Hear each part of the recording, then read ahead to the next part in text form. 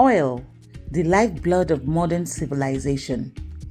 For generations, oil spills have ripped through ecosystems, leaving devastation in their wake. Take Nigeria's Niger Delta, a region that has been drowning in over 30 million barrels of spilled oil since the 1950s. The soil is barren, the water undrinkable, the air thick with toxins. But this isn't just an environmental tragedy. It's a daily battle for survival for the people who call this place home. Gas flaring, the wasteful burning of natural gas during extraction, is another dark consequence. It spills toxic chemicals into the air. In Nigeria alone, the amount of greenhouse gases released from gas flaring exceeds that of the entire sub-Saharan Africa combined. Oil was meant to be a catalyst for prosperity, and a beacon of hope has deepened the chasm of poverty. The wealth extracted from the land rarely trickles down to the people who need it most. Oil has ignited a dangerous cycle of violence, driven to desperation by the lack of opportunities and injustice of environmental destruction. Farming and fishing is the staple occupation of the community woman or the community man. But today, what do we have? Because of the polluted environment, their livelihoods have been destroyed. Why? Because the farmlands that were preserved for cultural purposes has now been destroyed. And so even when we as farmers, we go and plant our products, we end up not yielding anything. In the rivers, we can't even get fishes because due to gas flare, especially in my community, Giligili, due to gas flare, the fish has been extinct. So sometimes we just need to go deeper and deeper, which is dangerous for the woman because she can be exposed to rape, she can be exposed to any kind of gender-based violence, in the community, going to the deeper oceans. In Kedere community, we have about 56 oil wells. And in this community, we have not benefited from any of this oil well. The pollution that we have gotten have caused a lot of hazard in Kedere community. Many places have been having oil spillage, of which we cannot plant our crop well. If we plant, you use fertilizer, and even as that, our crop is not yielding as before. So this makes us to have lack of production. I'm a fisherwoman too. Even yesterday, I went to the river. At first, when we were small, back in the early 80s, that is what our mothers used to train us, even from primary school to secondary school. There is an oil company that is operating there. At first, it was Philip Oil Company that was there. They call it Philip 66 because they came to Giligili community 1966, as I was told, because I was not born there then. So later, 1989, Dubri Oil Company took over. And since then, we have been suffering. To my greatest surprise, we cannot even get our crayfish the way we used to get it before.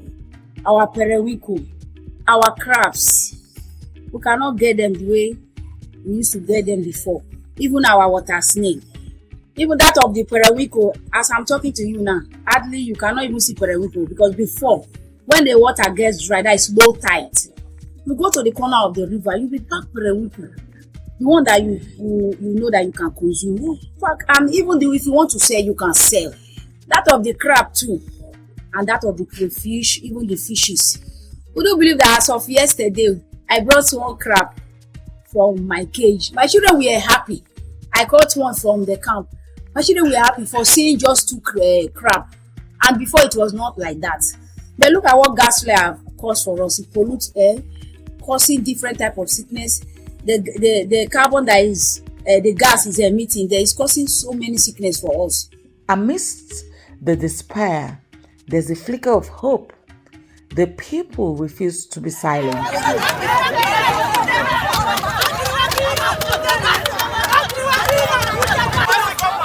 Activists, environmentalists, and community leaders are rising, demanding an end to the pollution and calling for those responsible to be held accountable. Their voices are strong, but the path to justice is fraught with peril. The regulatory framework is weak. The regulatory agencies of government are very weak. For instance, if there is an OSP now by Shell, for instance, NOSRA does not have anything to take them there. They will wait for chopper from the same polluter to come and carry them and take them there. They will wait for logistics from the polluter. But they are supposed to be an independent regulatory agency of government that should just, as soon as they hear that happens, they just fly in. It is when you do that that the polluter will know that the government is serious, and most of the routine inspection that they are supposed to be doing, they will do them. So we are trying our best. We cannot do what the regulatory agencies are supposed to do. Our own is to do the campaign, to create the awareness, which we are doing. But we don't have the capacity to go and clean up or to go and arrest the oil company officials that are defaulted. There are government agencies that are paid to do that. They are not doing it.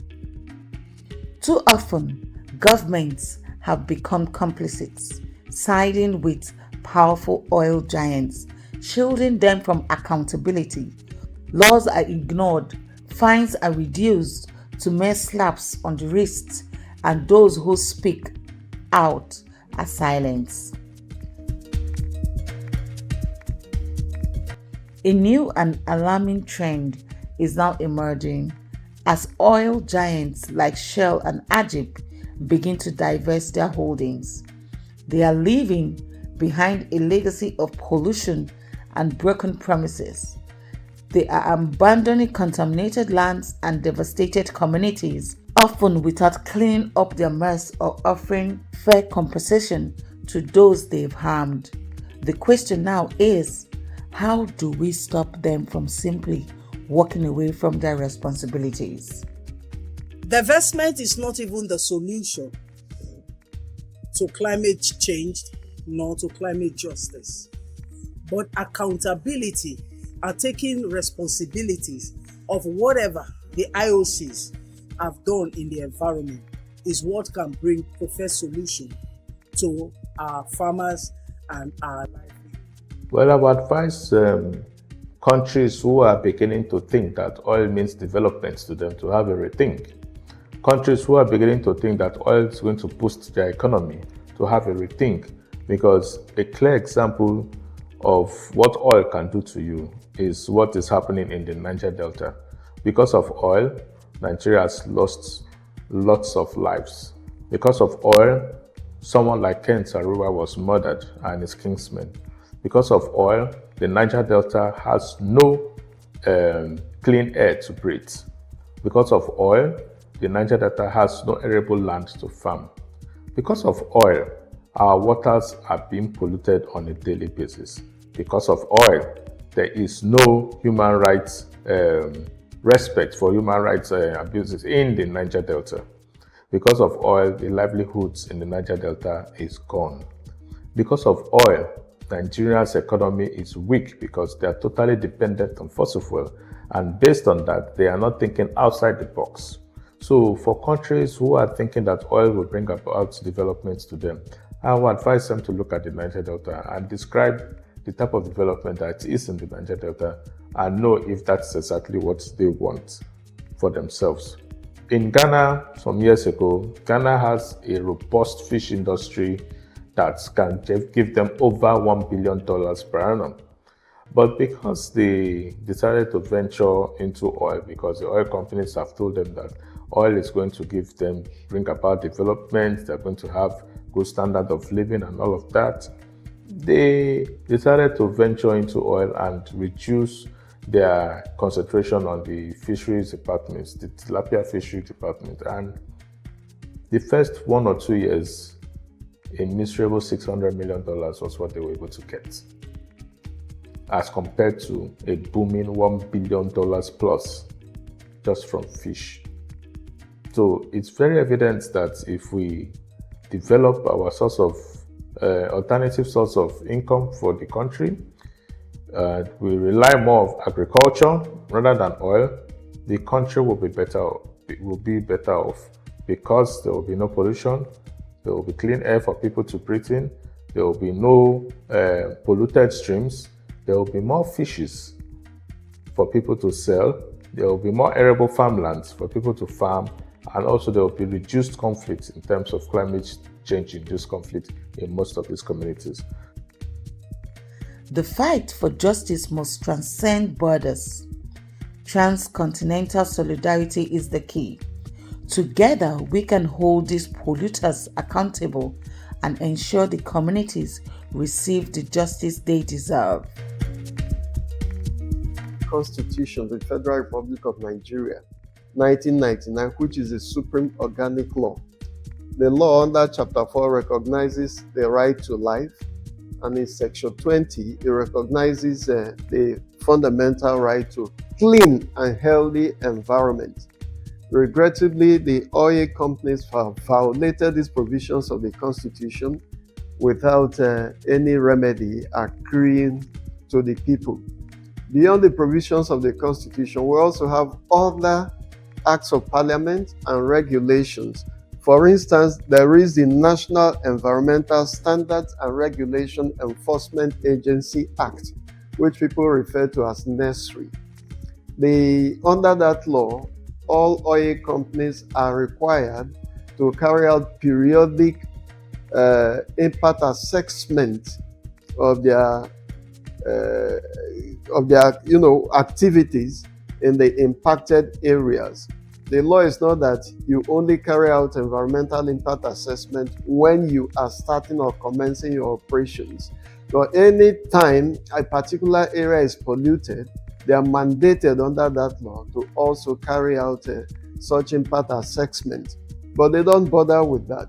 And we also have the Petroleum Industry Act of 2021. It has imposed obligations on the oil companies, particularly with respect to host communities. They are to set up host trusts to see to the development of host communities.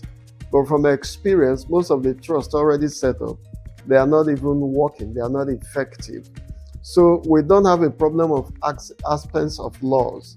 The problem we have really is that of implementation of these laws. Is to shut down all the oil wells. One, that will save our environment. Two, people will think of alternative way of making money. Because oil production make our leaders to be lazy. They don't think, they just go to bed and sleep and wake up in the morning and the accounts of government have been credited.